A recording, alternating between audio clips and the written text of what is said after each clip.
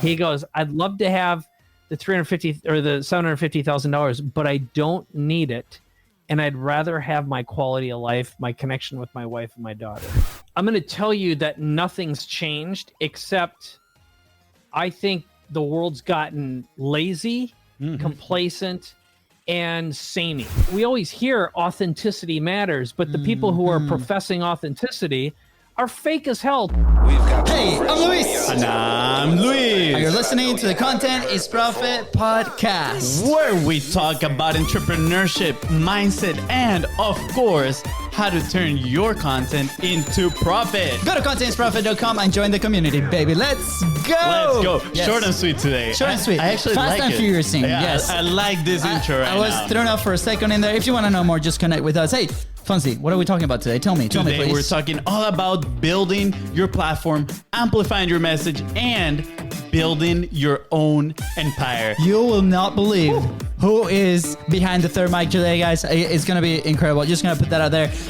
But before we get started, Fonzie, do we have a sponsor today? Indeed, we do. Thank you for asking, You're good welcome. sir. And today's sponsor is your own, The Biz Bros. Let's go. Yes, we sponsor our own podcast That's with right. content momentum. And you might be asking yourself, what is content momentum? Well, if you produce a long form piece of content, just like this one that you're listening to or watching, and you need a plug and play team to maximize your efforts and create lots of assets so you can share it all over social media, we are here to help you out. So slide in the DMs at BizBrosCo on Facebook, on Instagram. That was beautiful, Fonzie. That was beautiful. Hey, Appreciate go ahead it. and follow the show too, because every Tuesday, Thursday, and Saturday, the audio is dropping on your phone, on your favorite platform with incredible value, golden boulders, like we call them here, for you to take action in your life and business to move everything forward. So That is right. Yes. That is absolutely right. And if today's guests help you move one step closer towards your goal, please don't forget to share this episode, because you might be doing the exact same thing for somebody else. And leave a 5-star review. Thank you. Special episode alert. Today we have a business royalty in the house. One of the most impressive entrepreneurs we've had on Content is Profit to date. You better get a pen and paper, as today's guest will help you build your own empire. That is right. Today's guest is a serial entrepreneur, angel investor, 13-time best-selling author, a judge on Entrepreneur.com's elevator pitch TV show, a total media master. Yes. But most importantly, he's here to help you take the right steps when it comes to growing your business and sharing your message. He has been educating, entertaining, and inspiring business owners, entrepreneurs, and executives for nearly 3 decades. Yes, he is the real deal. He has consulted and advised people like Tony Robbins, Paula Abdul, and Jordan Belfort, aka the Wolf of Wall Street. I'm just gonna throw this out there. 3 decades. That's more. That's my age. Yeah, Just gonna put that out there. you Yeah, know, just like, so the amount of experience we're getting to end the I know. show is absolutely Let's amazing. go. Let's go. Without further ado, please welcome the media master himself and soon to be Content is Profit Hall of Famer, Mike Koenigs. Hey, boys. How you doing? Oh, we're doing so good, Mike. We're so excited to have you here today. Thank you so much. My pleasure. It's nice to be here. I love working with young entrepreneurs like you guys who are just great hustlers. And so let's get the show on the road. What can we do to make everyone's dreams come true? Absolutely. So, well, I think, Mike, like a great place to start, right, is a little bit of you. Like, who are you? You came from a small town into a big city at some point, right? Like, can you walk us through like the why of what you're doing today, right? Because you've been in this industry for quite a while now. You've seen many things. You've seen the evolution, right? But that first like little bug that got you. What was it? Well, the real honest answer is I grew up in a very small town in Minnesota, Eagle Lake, Minnesota, which is about 2 hours south of Minneapolis. And I'm the oldest of 4 kids. My dad was a barber. And I didn't know what leverage was at the time, but I instinctively knew my dad didn't have it because he got up every day like a clock. He cut hair. He came home. He was tired. And getting my dad's attention and being able to do something, our idea of a vacation was go up north riding in the back of a pickup truck, going fishing for a week. And that's what happened once a year. That was, and so growing up in Minnesota, where the winters are extraordinarily cold, I never liked the winter. I didn't like being lower middle class and poor. I didn't like living in a small town. I didn't get it. Yeah. And so if someone said, what do you want to be when you grow up? I want to be warm first and rich. And so I was never good at school, horrible student. Like the minute I sit down in a classroom, I'm asleep, and it's always been that way. So I'm either making trouble or I got to be the one entertaining the audience. Yeah. So I taught myself how to program when I was 14 years old. I was really interested in movies and video games and audio. So I taught myself how to produce music and audio. Wow. Ended up connecting with a filmmaker when I was young, but I was writing video games at an early age. And that led to starting a digital marketing agency. We started one of the first in the world. It was called Digital Cafe. Wow. We started in 1989, sold it in 99 to a publicly traded company. But along the way, I married my high school sweetheart. We went through a divorce because I was just busy all the time. I was focused on my business and not her. So as I like to say, my first business cost me my first marriage. And my second and third businesses nearly cost me my life and my second marriage and my relationship with my son, my only son. So as time went on, I learned direct response marketing. I started marketing on the internet back when there wasn't practically no internet. We were doing stuff on America Online and Prodigy and Apple Link and Delphi. I mean, channels some people have never even heard of. Yeah. But we started picking up clients like 20th Century Fox and Sony, doing early movie promotions and some of the first websites for movies and film. And after we sold that business, my partner and I made a feature film and got it distributed by Warner Brothers. But every step of the way, I struggled with the same thing everyone else struggles, which is scaling, managing clients, managing a team, paying our bills, getting paid, filling our calendar with qualified customers, just like struggle. Yeah. And when I got introduced to direct response marketing and online marketing, I ended up meeting some of the original OGs, and they became friends of mine, like Jeff Walker and Frank Kern and Mike Filsame, and at the time, Andy Jenkins, and some of the second and third generation guys like Brendan Burchard and Russell Brunson, who we used to promote each other's stuff, get on each other's, get involved in each other's launches and all that kind of thing. There's a lot of other steps in between, but at least that'll get you a little bit moving forward until we talk about cancer and managing life in general. Yeah, no, absolutely. Thank you so much for the timeline for sharing. I think it is important for people to understand right where you're coming from, especially so they can relate, right? I mean, a lot of people, they might be like, man, I'm stuck in that place right now where I'm managing clients, where I'm managing a team, and I might be just working in the business instead of working on the business. That I think is so important to share these stories, right? So people can relate to them.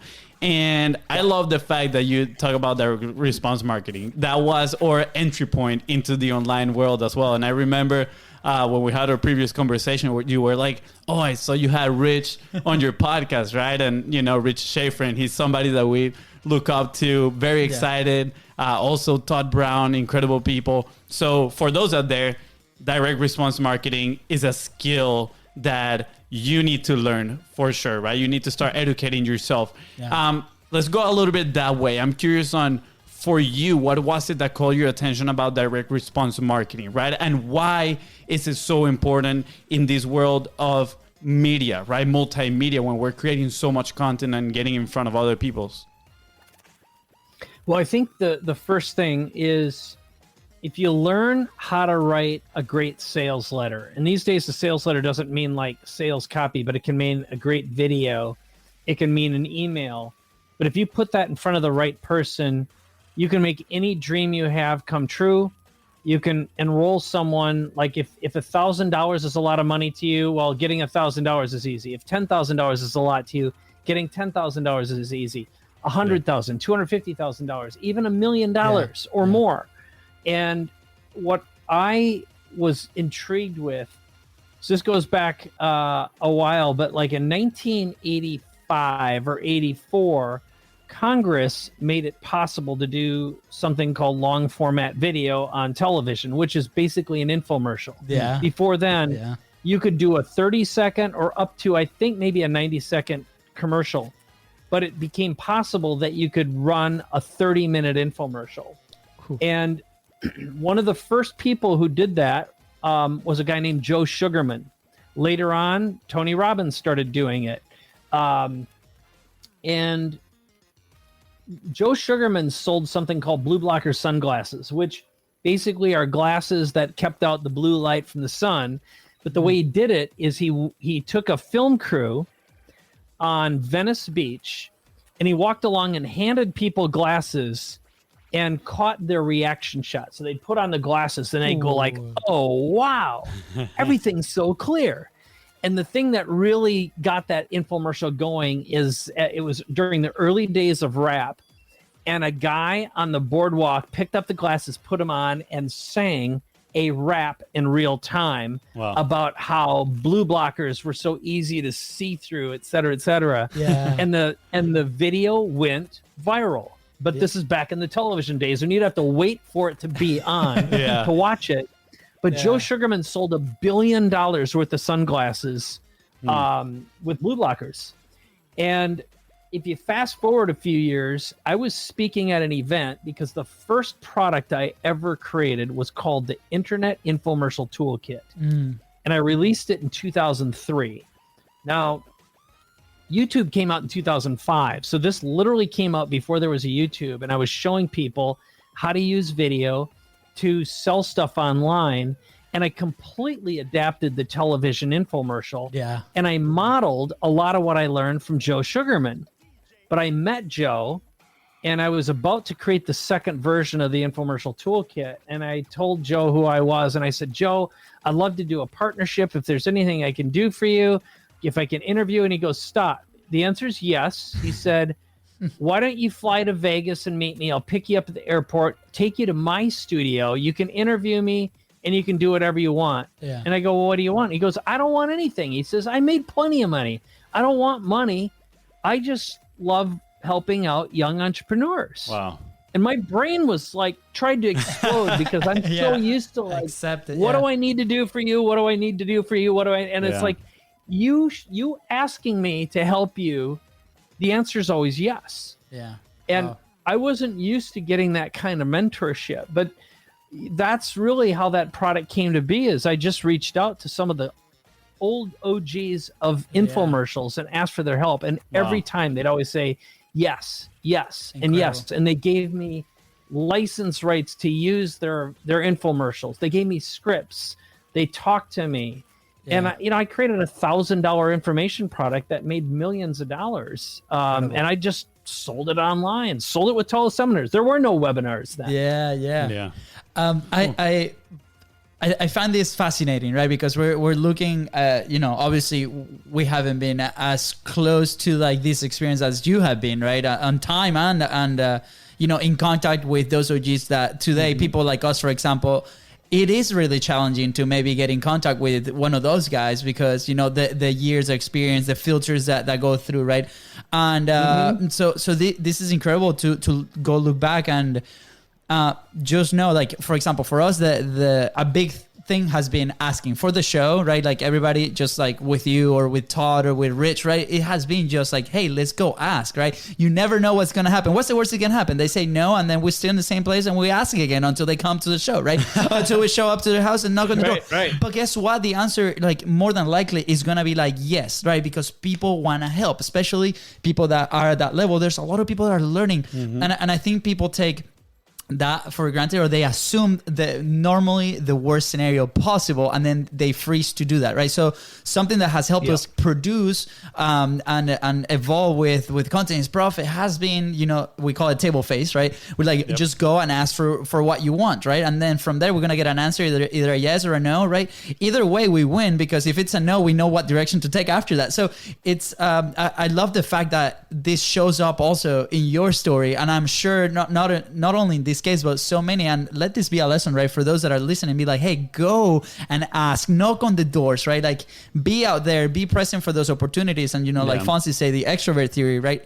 Be out there, put yourself out there so you can attract those opportunities. Yeah, I mean, what I see here on you asking them for this mentorship, I relate it so much to the podcasting industry nowadays in certain platforms for certain people, right? For example, for us, it has been that way, right? It has been a great way for us, not just to build an audience, but make the right connections, right? I mean, who would have known we were going to be here with you, Mike, talking, right? That is an incredible opportunity for not only us to learn, but at the same time, share your message with many other people that can learn as well for you. So I think the concept, the principle has stayed the same, but now the platform and the technology allows for it to distribute it in or to happen in a very different way. And I'm extremely curious, right? I mean, you mentioned that this was 85 when Joe Sugarman released this, and then the upcoming years you started, asking for their mentorships.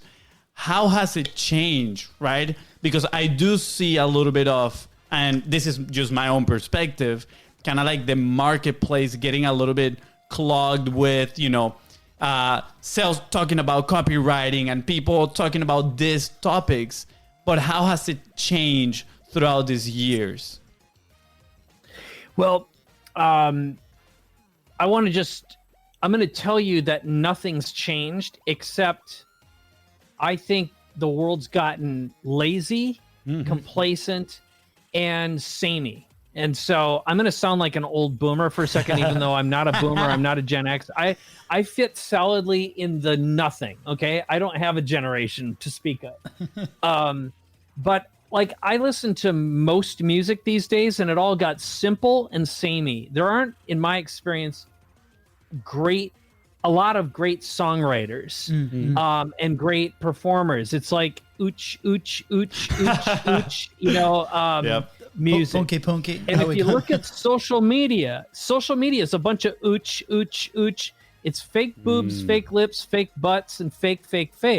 Yeah. And we always hear authenticity matters, but the people who are professing authenticity are fake as hell, telling you what they think you need to hear, what you want to hear, not what's real. Yeah. Yep. And so, what great direct response is it's crafting a message that nails your audience and speaks to them. It's a movie starring the viewer or the listener with them as the hero, and they're trying to convince you, or you're trying to convince them, that you should be their guide, their Gandalf, their Yoda, their Jesus, their Muhammad, their whomever, to lead them to the promised land. And either meet the prince or rescue the princess, slay the dragon, and live happily ever after. That is the eternal Joseph Campbell story. Now, in the case of, like, if you think about it, how did you guys get attention of, whether it's Rich Schefren or Todd Herman or whoever you interview, whether it's me, it's you have the guts to reach out, and you gave me a story that I said yes to participating in. And nowadays everyone is reachable. And the illusion that people are less reachable just means it's less reachable for those who are uncreative.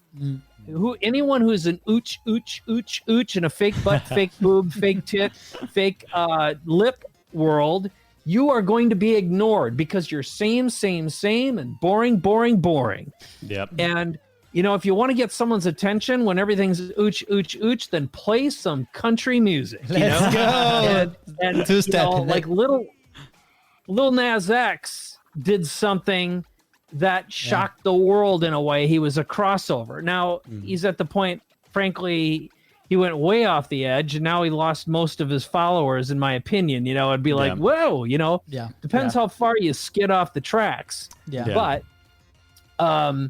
he did everything right, and he got a player behind him. You know, he went out and he partnered. He created a collaboration with some of the most popular artists in the world with something truly unique. And they're like, I want to be part of this. I get it, right? Absolutely. And so you just got to be resilient and innovative and switch things up.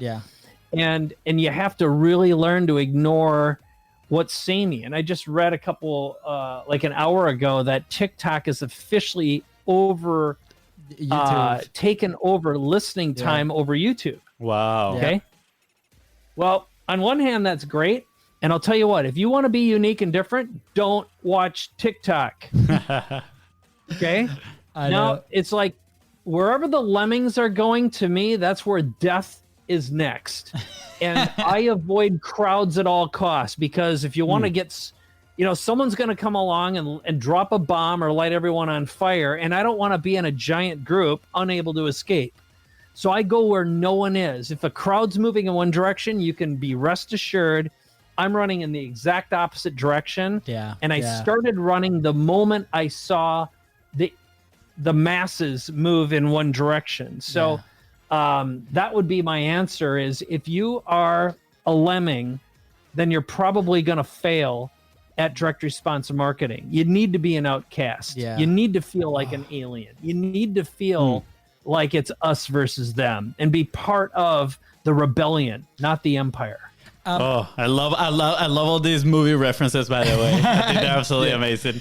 I think right now with what you're saying, right? Because I feel so identified, right? Like I remember, I remember a moment at school, and even like, I mean, most of our life, I think we've been outcasts in a different sense, right? We always wanted to be professional soccer players, right? So we were the guys that would stay in to go play the next day, right? Like it was very different. Like when we were the only Venezuelans in Europe in our group when we were there, right? So then we come to the States and we're on soccer scholarship. We're the international guys. Like mindset wise too, it was like we're not where everybody wants to be, and as we go there, right? I remember thinking, why do I feel this way? Like why am I feeling like confused, right? I think confused is the right word, right? And then nobody like came to me and be like, dude, you're on the right path. Like chill, relax. Like you are okay. You will figure this out, right? And as we start developing like the business, like we've shared many times that this has been an incredible growth experience, right? Personally and in the business side of things, like we never knew how big of a roller coaster this thing is, right? And we're like excited to be here. My wife is like, she doesn't understand. She was like, dude, you're insane.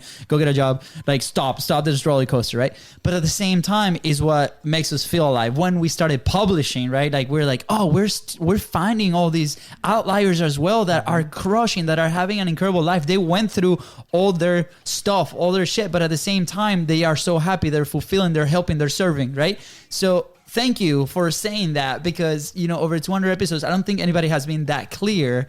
And as you're telling that story, I'm like, I feel okay, right? Not that I wasn't, but I feel okay, more okay now. And I want to acknowledge that for the listener, because there might be some people in there that really feel like an outcast, and just know that you're on the right path. Mike's showing us here. So thank you for that. There's one word I want to relate this to. I know that you have a question, but do you give me permission, Fonzie? Yeah, sure. Okay. Go ahead. I'm all inspired, Mike. All right. So at the beginning of your story, you mentioned leverage, right? And you mentioned your dad. Like I identified that my dad didn't have enough leverage, and that has been a word that means a lot for us, which we've used many times to get people on the show to start relationships, right? And personally, for me, when I first started, I felt a little dirty using leverage, right? I'm like, and we talked about a few people about this, right? But in your words, what is leverage and what has done for you? For us has been nothing but positive, right? And it completely changed my perception around that word, right? So what does it mean to do that? Because some of this that you've shared has an element of leverage. Yes. Well, let's explain first of all what leverage isn't, and how to remove the dirty word or the feeling that leverage is bad from your vocabulary and your brain forever. So in the case of my dad growing up, So he's got a family of 4. He grew up very, very poor on a little farm in Iowa. And for all practical purposes, he was the youngest boy, so he was expected to stay home and take care of the farm. And he wound up becoming an indentured servant to his uncle, who was abusive and mean and basically made him a slave. And my dad joined the military to escape the farm. And he was really short. He was like 5 foot tall. And he didn't grow to 5'6", which is the tallest he ever was on his best day ever, until he was in his 20s. So just imagine this poor kid from Iowa, 5 foot tall, as more or less a little slave on this little farm, and hard worker, great, just a really good person, but a man of the earth. You know, you wouldn't meet him and go, what a genius or something. He was he could dance, he could sing, he was entertaining and funny. You know, that's how he made up for being a little kid. Yeah. But he ended up going into the military, and while he was there, he started playing guitar. He became a very good entertainer. He also led a Boy Scout troop. He was an Eagle Scout back when being a Boy Scout didn't mean either being an abused or being an abuser, but when it really gave young men possibility and potential. And it also, he started cutting hair. So here he is in the military, and he found a way to make some extra money, which in a way is a little bit of leverage. Yep. But he came home, got his barber's license, and got a job, and eventually took over the shop and ran it. Yeah. But, you know, a haircut was worth about $5. And on your best day, you could maybe squeeze in 3 haircuts an hour. Okay. If you're going to have a relationship with the person in the chair. And if you worked 8 hours, you know, when you had a booked calendar, that's 24 times $5, you know, you're making $75 a day, which, you know, maybe $100 a day was good at that point. Yeah. But it's not a lot of money to feed a family of 4 and have a house and, you know. Yeah. My mom was a housewife. So now what he started doing, though, to gain a little leverage is he found out how to create hair pieces. So it's basically men's wigs before they had implants or and everything else you do today. So then you could custom cut these things and fit them and make a couple $100. So if he'd do a hair piece or 3 a week, you know, he'd double his income, and he could make as much in an hour doing a hair piece as he would all day cutting 24 heads. Yeah. Right. Wow. And like this guy got up every day that I can remember at 6 a.m., made a pot of coffee, got in his pickup, drove to work, came home, had a drink, and fell asleep in the chair. You know, that was the vision I had of my dad. Yeah. Now I give you that extended long story to create a frame. Okay. Yeah. So leverage to me is, on one hand, if you can leverage your time to earn more in less time, like he did, he got it. Now he also was the building inspector for our town, the city clerk. He also sharpened scissors. He did handyman work. Like, this guy was always busy, but at the expense of the relationship with his kids and my mom. All right. That ain't leverage. That's negative leverage. Okay. There's so this is more than making money. Now, true leverage historically has been buy some rental properties and upgrade the place. So maybe you buy it for $200,000, upgrade it so the bank says it's now worth $350,000. Pull out the $150,000 because the thing's increased in value, and use that money to buy another property, all while you generate enough rental income to pay the bills and maybe a little extra. You know, you get 10 of those things going. Where now you're that in that case you can be leveraged, meaning if the market takes a dump, you're screwed. Okay, that's bad leverage. but a good leverage is when the market keeps on going up. Or if, let's say, the 3 of us decided, hey, we've got an idea to create a little software company, and we're going to leverage our listeners, our viewers, and our followers, maybe there's 100, maybe there's 1,000 who'd each pay $100 or $1,000 a month. Well, the way you make money is 1,000 times 1,000 is 1,000,000. So if you had 1,000 customers paying you $1,000 a month, that's $1,000,000 a month, baby doll. Let's go. And there's no such thing as passive income when it comes to software. You got to have a team. You got to have developers. There's going to be risk. What happens if your credit card company blows up one day? But at least on the surface, the passive income is a form of leverage, but there's always a price for it, right? It's either a lifestyle, risk.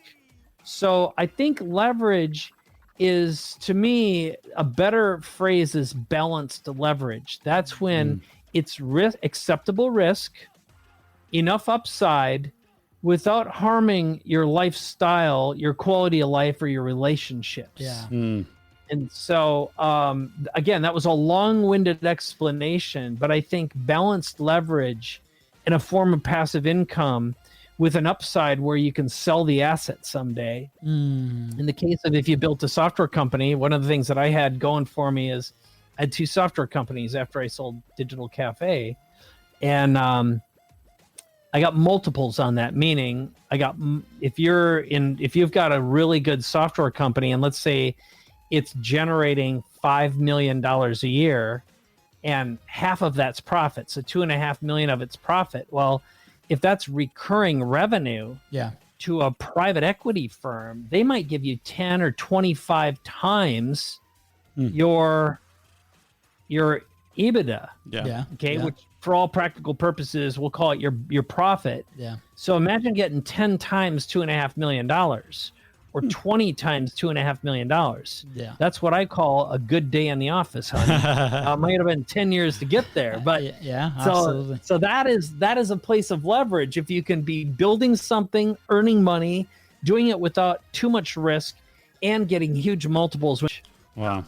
I love that. I love that definition, of balanced leverage, which is enough risk, good upside, and that doesn't hinder your personal life, right? And I think that's where most people fail when they go into entrepreneurship is they expect they need to sacrifice, right, certain aspects of their life to make it up in other sides, particularly in the business, right? And I felt that way myself, honestly. I felt I have a girlfriend, and I felt sometimes that I'm like, oh, well, I need to sacrifice my part of my relationship to dedicate to the business, right? Maybe I need to rethink certain things on, like, okay, are the activities that I'm doing, do they have the right upside? And that is something we've actually seen that is like, maybe we just need to eliminate a few of these things from the table so we can focus on the right things, right, that are going to move us forward.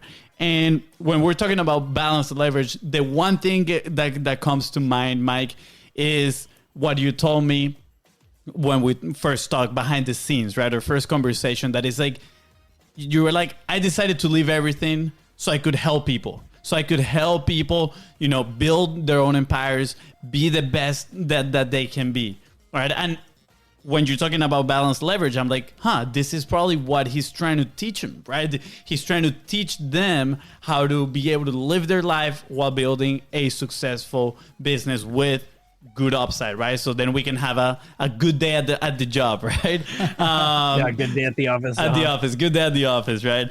So I want to go there, right? Because I know you have some incredible case studies. You've helped incredible amounts of people. But I'm also particularly interested and fascinated, honestly, how you managed to get these people so much attention from the market, wherever they are, right? And again, now attention is one of the most important currencies that we can aim for, right? We want attention, so then we can turn that into the business. So how do we do this? What is, obviously we don't have the time to go fully detail, but I'm curious about this process that you left everything for. Sure. Well, let me I'm going to answer a different question, but I think I'm going to get us to the answer, because what I want to do is say, I will give you a case study on how I helped very rapidly build an entire platform for someone who no one knew who they were. He had no social media platform, no website. No one had ever heard of him before. And then we created a brand, made him a best-selling author, created an entire platform, generated over $1 million in less than 8 months, and it's turned into a multi-million-dollar business to this day. Okay. Wow. I will promise to go down that rabbit hole in a moment. And the story is the lifestyle investor, Justin Donald. I'll use him as an example. Let's go. But before I get there, and also tell you another one where we worked with a financial advisor and created a one-man comedy show that now is going to be going national. And it will most likely be a television show and a series as well. Okay. So it'll be like, taking something that historically is super boring and making it really interesting. Yeah. But before, I will just say, here's what I find the typical entrepreneur's journey is. So, like, I think a lot of entrepreneurs, not all, but many, come from a tough life. They're kind of poor, lower middle class, not great at school. You feel like the outcast. Like I say, the movies to refer to in the 80s were like Revenge of the Nerds, Ferris Bueller's Day Off, Luke Skywalker in Star Wars, War Games, that if you've ever heard of that or seen it. Yep. But they're all like the outcast, the nerd. And I remember the moment I heard my nephew talking about how if you talk to girls his age, and this is a couple of years ago, they weren't rooting for the football star, homecoming king of yesteryear. Now they're looking for Bill Gates. They were going for the nerds. And I thought, hell yeah, the world's finally changed, and I know growing up, it'd be like, if you were the smart guy, if you're hanging out with the computers, game over. No chick wanted you, You might as well just cover yourself in BO spray. But the world's changed in that regard. But the pathway that we take as entrepreneurs a lot of time is this: I don't want to be poor anymore, and I want my freedom. I'm never going to flip another burger, rake another lawn, mow another. I don't want to be like everyone else. Yeah. Trying to get away from that factory job or whatever factory means. Yeah. And I'll do anything to get out of that, oftentimes at the expense of your health, your relationships, and whatever else, right? It's just like you put your head down, and it's very easy to wake up one day 20 years later and your kids don't know who you are. Your wife hates you or has long left you. You're fat. You've got an alcohol problem. And you won the prize. You finally got the money. And you realize along the way your values changed. All the things that you thought were so important, when you get them, you realize the stuff that mattered was the stuff that you destroyed along the way. And that's so typical that what I've found is oftentimes after you hit your big win and then you grind and grind because it's like, well, what if that was luck? You start doubting yourself and think that maybe you can't do it again. So now you push yourself again. Okay. And some people risk it all and they lose it all because the first time was kind of lucky. Right place, right time, right partners, right everything. And maybe they got unlucky the second time and lose it all. And then you got another monkey on your back. But what I've found and what happened to me is I had built and sold 5 businesses. Along the way, I had cancer. I almost died. And that was like, and my marriage wasn't going great at the time. I wanted out. I've got a 14-year-old boy, even younger than that at the time. Let's see, he's 19 right now, 8, he's 11. Okay. Wow. So, and like I missed a lot of games because I was being busy and traveling and pitching and selling and blah, blah, blah, blah, blah. Right. Yeah. So, about 3 years ago, after all this, I couldn't get out of bed. I was hardcore depressed. I was anxious and I lost my courage. I lost my drive. And I was like, I hate my business. I felt like a bitch. It's like I got a lot of overhead. I got a lot of people work for me. I got a really complicated funnels. I'm advertising on Facebook and Instagram and everything else. And all my ads quit working. My funnels quit working. I'm losing $250,000 a month. And I hate everything. And I'm like hard depressed. Like I literally wanted to be dead. And at the same time, I felt like I have no right to feel this way. I'm successful. I've lived the American dream. I got a place on the beach. I drive a fancy sports car. I'm married to a beautiful person. I got this kid. I have. And at the same time, I'm feeling empty inside. Wow. And make a long story short, I shut everything down. I wound it down, and I did it elegantly. I fulfilled every promise I had to make. I fulfilled all the contracts that I had signed, but I got through it. And it took about 8 months to wind down, and I happened to find someone who bought my business and my products. Like, things turned out, even though at first it looked like it was just going to be a $2 million disaster. Wow. And so I was really transparent, though, about what I was going through. And I told a lot of business owners, here's what's happening. I have to quit doing what I'm doing. And I want to do something that's narrow and deep and meaningful instead of wide and shallow to thousands of people. Yeah.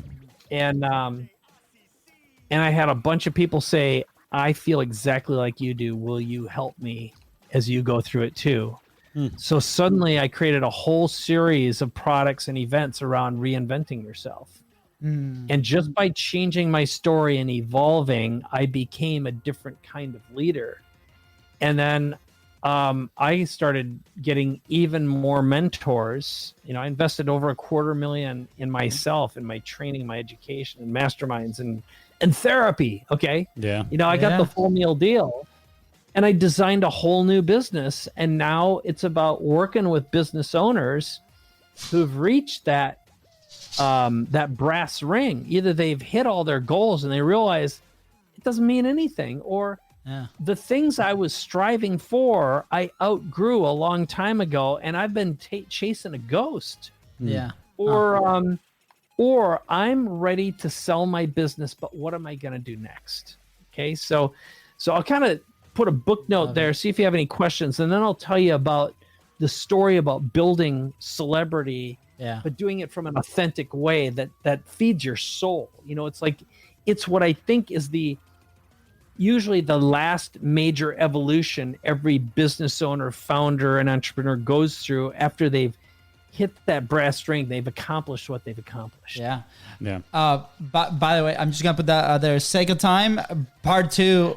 Doors are always open, so we can continue with these stories. But like we can go straight into it, right? Because I mean, as you were telling these stories, I feel like everybody listening right now, they're going through something similar, right? Like you're going through this, and I was able to identify certain moments, right?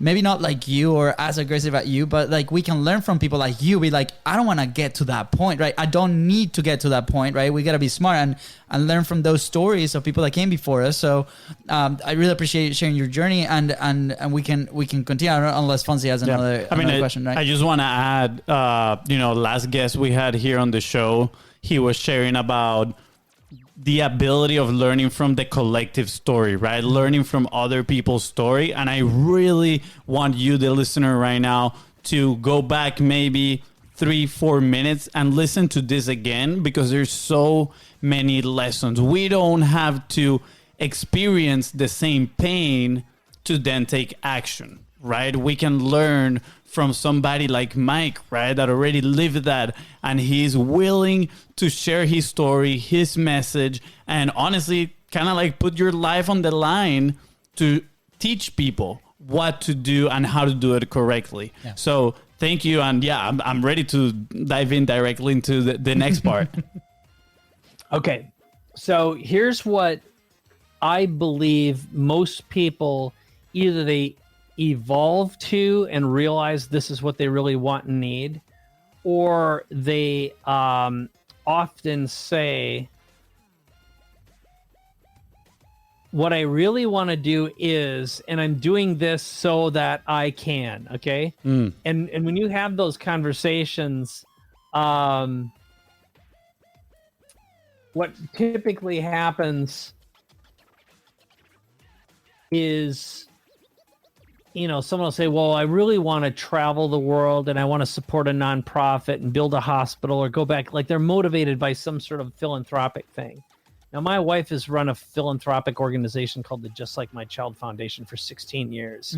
Wow. And the very brief backstory is her parents are Holocaust survivors. So she has almost no living relatives. Everyone got cooked in the ovens. Okay. Wow. They literally ran out of Yugoslavia when the Nazis were marching in and managed to get over here. And she was raised very poor. She was very abused growing up. And when she just woke up in the middle of the night once and said, I got to go to Africa. I can hear the babies dying. I can hear them screaming. And there's a Holocaust happening, and I'm not going to let it happen on my watch.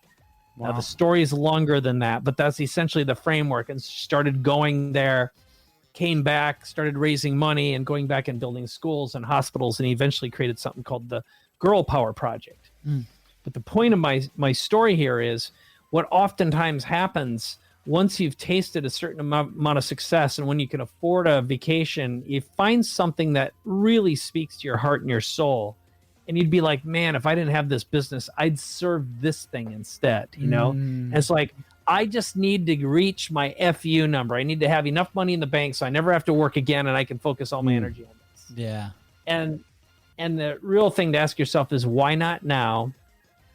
And what's the illusion that prevents you from living what your heart tells you, what your whole soul is telling you? And that is something that, again, our traumas, our old fear traumas of not being enough, not having enough, get in our way. Yeah. And I'm not saying I've solved these. I've learned how to observe and put a container around and say, I recognize you little demon. Okay. It still bothers me. Yeah. But at least I know it when it's nagging me. Exactly. And I know how to put it in a box. Okay. Yeah. So here's how the story unfolds. So once I went through my own dark night of the soul and realized I had to literally liquidate everything. Like I sold or gave away everything. I had like 30 years of unbelievable books. I had this huge bookshelf. I just gave it all away. I didn't want to have anything. I wanted to just get rid of everything. I had this huge studio. Yeah. Shut it down, gave everything away or sold it. And I wanted to just move towards minimalism. And it was because I was a bitch to all the things that I owned because they own me, right? And again, this is something that's a very common evolution.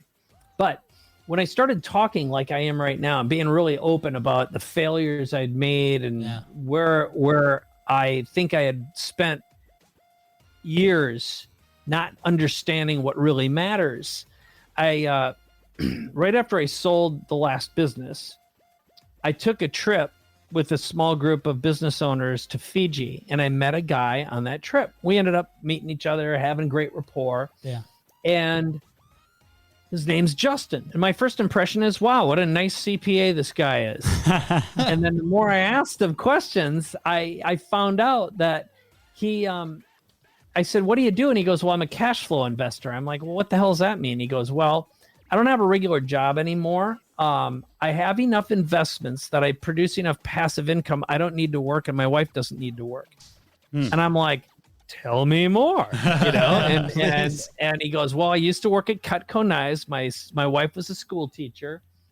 My busiest time of the year was summer, and her off time was summer, so we didn't see each other. And we got the 7-year-old girl. Wow. And so I decided to start investing, and my goal was to generate enough passive income so she could quit and spend all her time with her daughter and then be with me when I had time off. And as soon as I accomplished that, I decided to do it for me. So I had to replace $65,000 for her income at first, about $150 for his. Wow. And then from there, the momentum happened. Yeah. And I said, have you ever written a book? And he goes, no. I go, do you speak? No, but I'd like to. Do you have a website? No, but I want one. Would you like to create a product? Yes, I'd love to, but I don't know where to begin. I go, well, you just met the right guy. Yeah, let's go. So I gave him an offer he couldn't refuse. And we did basically what I do now, which is we created a platform. So we created a whole brand. We call it the Lifestyle Investor. We wrote the book. I ended up bringing in specialists to do all the finishing, but we created effectively like the outline, the framework, the branding. Yeah. And then we got a great web person. He started a podcast, but we created a $250,000 offer to work with him one-on-one where he teaches you what he does. Yeah.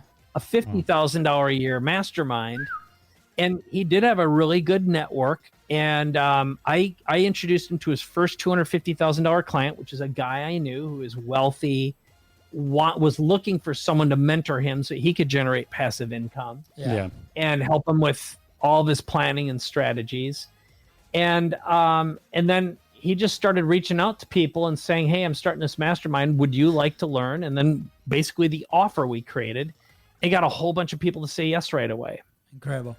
So from zero, no visibility, no list, no anything, to over $1 million in revenue and a Wall Street Journal #1 bestseller and a USA Today bestseller and an Amazon bestseller. Let's go. In less than 8 months. It was extraordinary. And now his brand is just crushing it. Okay. Yeah. And he told me the other day, I don't think you'll mind me saying this, but he's got 3 people who have $250,000 each. So $750,000 want him to mentor them one-on-one. And he said, if I take them on, I won't be holding true to a lifestyle investor lifestyle. Wow. Okay. Wow. He goes, I'd love to have the $350 or the $750,000, but I don't need it. And I'd rather have my quality of life, my connection with my wife and my daughter. Wow. Now that, my friends, is success. Yes. Absolutely. Right? When you have the willingness and ability to say no to the money, know it's there anytime you want it, but you've hit that point where the things that matter most are the things that matter most, and you know you can have impact, and you've got a platform, and now he's got the ability to, because of his podcast, he can pretty much interview any billionaire he wants to reach out to. Yeah. And, you know, not long ago, he would have said, I'm nobody. I don't have anything. I'm not worthy of even asking. How am I going to, he's asking all these how questions. And I just said, you will live into your brand. And all that is a story away. Yes. And you've already got the stories. It has to be assembled in a way that resonates. And we have to give it a package. We have to give it a name, something that's unique, what I call a category of one. Let's go. And so that's that illusion we live under, is I'm not worthy and who am I? And I'm it's the, what do they call the imposter syndrome, right? Yep. Famous. We're all imposters until we're not. Yep. Yeah. Wow. Yeah, we're speechless right now, Mike. That was an incredible, I mean, not just case studies, just the story itself, the way I've noticed throughout this whole conversation, every time you start with the stories, right? Create this frame. And I think that makes it so not so much more impactful than what it is, because it is by itself extremely impactful.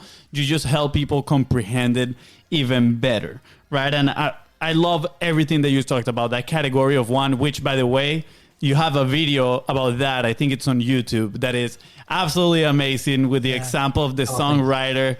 I love that video. So go check it out, guys. We're going to leave it in the links below. But also, we're going to have to send this clip to Justin, if you don't mind us. We're like, hey, dude, look at this. Mike is sharing your amazing story. But yeah, thank you so much. Mike, time to wrap up. I think this has been incredible. Thank you so much for your time. We have 2 quick questions to leave the audience. So first of all, what is something that somebody that's in the middle of the transition to the entrepreneurial world, right? Or they're starting out as an entrepreneur, they're publishing, they're getting through, the motions. It's a little hard for them to put their voice out there. What is something that they can do today to get that momentum and continue to evolve? Well, I happen to believe that the most important thing is, remember, you're in the transformation business, not the transaction business. So the first transformation is usually going to be your own, or it needs to be the story of someone you've helped, the impact you've created, and you craft a story about social proof. So I just told you a story of transformation, which is the Justin Donald lifestyle investor transformation. No, we didn't have time for this, but I have another one. It's by a guy named Charlie Epstein, who is this boring, like he'd say, I'm a boring white old Jewish guy. He goes, and I'm a financial advisor. You don't get any more boring than that. And we created a play called Yield of Dreams. Yes. So he's the only financial advisor in the world with a one-man show now. All right. We made it up. And the way we made it up is I hired 3 professional stand-up comedians, working comedians, at least up until 18 months ago, who were on stage telling jokes and making a living doing it, because I wanted someone who's hungry in the trenches. Yeah. And we took his stories and turned it into a play. And now it's an app, it's a play, it's educational training videos. Wow. It's an entire platform. And he just sold his business. So he's going to go on the road and introduce people to and help heal their pain about money, which in turn will get them to raise their hands and say, who do I want to manage my money except this guy? Because he's a freaking genius. Okay. Him and his team. Yes. So what a way to be unique. And I tell you that story because that's another one of my transformations. Yeah. Now, it takes a while when you're just getting started to figure out what resonates with an audience, what resonates with your perfect clientele. But my advice is learn how to storytell, pay attention to stories, and learn how to tell stories either about yourself in a way that an audience resonates with, meaning it's not about you, it's about them. Tell a story about someone you've helped and talk about what their before, during, and afterlife is like. Mm-hmm. Okay. Wow. That is the core of what great marketing, direct response marketing is. It's what are the fewest words someone needs to hear to raise their hand and say, I've been looking for someone like you my whole life. Let's go. So the answer to the question is storytell. Secondly, go narrow and deep with expensive offers, not cheap and narrow or cheap and wide. Selling to a lot of people is a hell of a lot harder than selling to the right one. That was what minute do people need to go back to so they can put this part on repeat? 53 guys, go again. Right. Go again, because that was a golden boulder moment. You got your helmet, Fonzie? Okay, yes. Good. Mike, thank you again. Incredible value. Last question, right? Like, we know that you've been in media, that you build your own studios. We talked a little bit behind the scenes, right? You've been in this role. Like, where will you be if you did not publish? Well, I think where would I be if I wasn't publishing? Yes. God.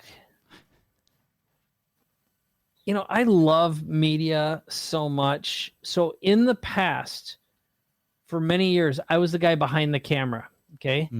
I didn't think I was worthy. I was running the cameras. I was running the mix boards, doing the audio and the production. And I think there was a moment when I started to speak, and it was during like the infomercial toolkit days when I realized I could teach more effectively. I could present and perform more effectively. And I had watched so many people and studied them that I was better than the people I was working with and working for, and I could articulate faster. So I think what I've been told by a couple of friends of mine who are multi-billionaires who followed my career over the years, and they've said what they think I should be doing or should have done, which in a way I'm kind of doing now, is find some people who've got the chops, have the charisma, and develop them as talent. And I started thinking about doing that for a while, but I realized I didn't want to take like a newbie with no platform and build it from scratch, because it'd take too long and there'd be risk, and it'd be my risk. Yeah. And that's why I changed my business model up to work with successful business people who had all of the chops, but could also write a check. Yes. Because like, I think at this point, you know, I'm not at my absolute financial goal, but I'm not that far from it. And if I wasn't, like when I work, I go all in and I work hard.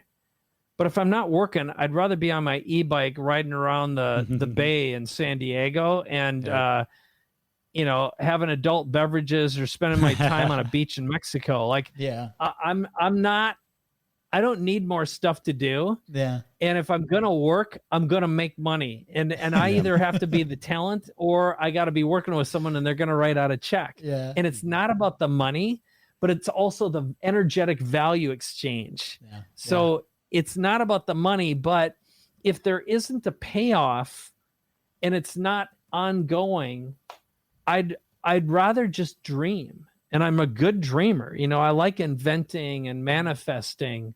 Yeah. But I'd rather just not think about the money at all and just manifest and dream, if that makes sense. So it's a long-winded, complicated answer to your question, but I think there's a lot of nuance to it too. Yeah, and thank you, Mike, for the honesty, right? And you know, the reason we ask these questions, right? A lot of people, our life changed when we started publishing, like from a Facebook Live that we did at 11:30 p.m., right? Like that's what changed everything, and we're like, this is it. And then the show started, and then we connected with people like you, and then we developed relationships, and the business grew. We were able to hire people. We're like, what? So we've lived that, right? And we want the people that are here listening to Content is Profit to be like, it's not just us, guys. It's literally every single person that comes in here. We gotta put our voices out there. We gotta, you know, share our stories, like you said. You know, is about our audience, and this needs to happen, right? Because we were those guys. We were the ones feeling like as imposters, right? Even now, there's some moments where we're like, man, should we do this, right? And it's not gonna stop. But the fact that we are being out there every single day, publishing and having these conversations is what's keeping us accountable to continue to move forward, right? Yeah. So thank you so much for sharing the story. Mike, where can people connect with you? Where can people find you? If they want to work with you, if they want to chat, like what's the best way? Sure. Well, you mentioned a couple of videos, so I'll give you a couple to check out. One of them is if you just go to my primary website, it's my name, MikeKoenigs.com, or a shortcut that's easier to remember and spell is paidforlife.com. There's two things you can grab. One of them is subscribe to my podcast. That's a great way to kind of follow me. I do a podcast with one of my mentors, Dan Sullivan from Strategic Coach. Yeah. But if you go to paidforlife.com/funnel, that's where you'll see one of my videos. It's my sales funnel. And in it is a step-by-step video where I story tell and I really follow my own advice because marketing, storytelling, building trust is a formula. The human brain loves formulas. And I spent a lot of time working on it. Now, I'll be the first one to say, if I change something, I change. You know, I'm never happy with whatever I create, but it's good enough for now. Yeah. But there's some really good transformations embedded. And I just say, model that for yourself. Yes. And then, of course, if you've got the means, you know, there's a place you can register. Otherwise, if you follow my podcast, I've got lots of free videos, lots of free content on YouTube. Yeah. So, you know, I'm kind of like in a place where I'm really expensive or there's tons of free stuff. Yeah. But I purposely don't do anything in between.